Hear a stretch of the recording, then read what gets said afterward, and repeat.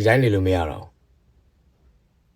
ဘဝကျိုးဆွဲရကားရတော့ဟယ်လို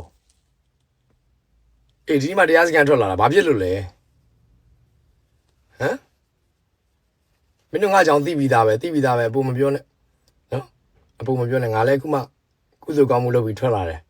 အဲ့အတွက်ကြောင့်ငါမင်းတို့မေတ္တာရက်ခံတယ်နော်အဲ့အတွက်အပူလုပ်တွေငါ့အောင်မလုပ်ပါနဲ့ငါအေးစီးနေမယ်ဘုရားတရားနဲ့ငါအေးစီးနေတော့မယ်အသက်ရွယ်တစ်ခုလည်းရလာပြီဆိုတော့ရင်ဆိုင်ခြင်းလို့လားရတယ်နော်အဲ့ဒါငါလက်ခံတယ်မဟုတ်ခေါ်လာခဲ့အယုံနဲ့ကောင်တွေခေါ်လာခဲ့ဒါမှမဟုတ်ပွဲစည်းမှာပါကြီးပါချက်ထိုးပြီးတော့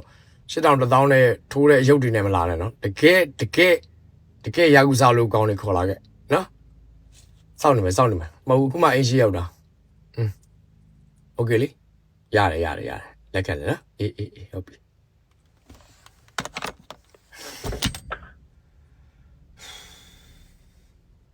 ဒီတိုင်းနေလို့မရတော့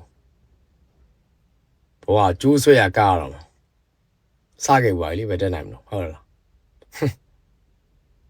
ကျမ်းပြီဒီနေ့စပြီးတော့